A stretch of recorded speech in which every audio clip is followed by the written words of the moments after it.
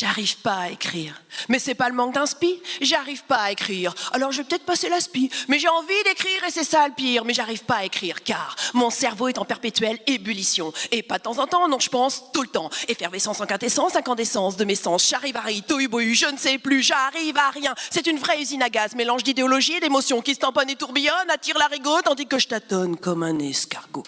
J'arrive pas à écrire, car je pense à 10 textes en même temps. Là-dedans, c'est une vraie bombe à retardement. J'arrive pas à écrire car j'ai pas le temps. J'ai pas le temps car je procrastine. Je pense aux enfants et puis à la voisine. Je pense que je pense que je suis. Si je suis ce que je suis, je ne sais plus ce que je suis, alors je fuis ce que je suis et ma pensée s'enfuit.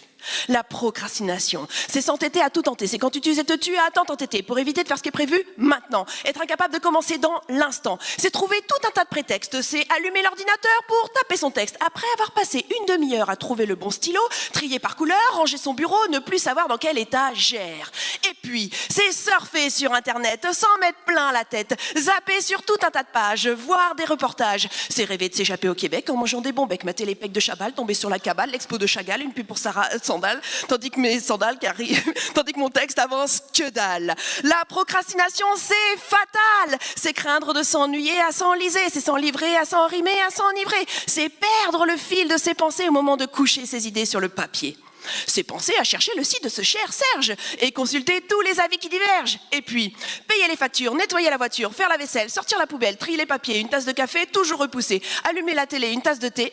La procrastination, c'est être incapable de se décider à l'instant T. C'est envisager toutes les solutions. C'est écrire un texte sur la procrastination. Quand t'as pas fini celui sur ta mère, ton frère, ton chien, tes rejetons. C'est tailler ses crayons, changer de pantalon, lire, trier, répondre aux nouveaux mails.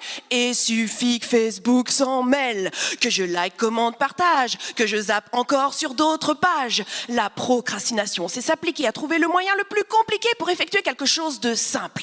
Passer sans cesse d'une idée à l'autre. C'est faire des zigzags entre tes micmacs, penser au clic-clac en entendant le tic-tac. C'est faire une recherche pour ses cours, pour faire une recherche sur un truc trouvé au cours d'une recherche pour ses cours, pour ouvrir 30 fenêtres sur son ordi, ne pas l'éteindre, fumer une cigarette, avoir envie de peindre. Revenir à l'ancien texte commencé il y a 2 mois, puis un autre qui me rappelle le premier, puis un troisième, etc. La procrastination, c'est ouf, ça rend complètement timbré comme refaire un deuxième bébé alors qu'on vient d'avoir le premier.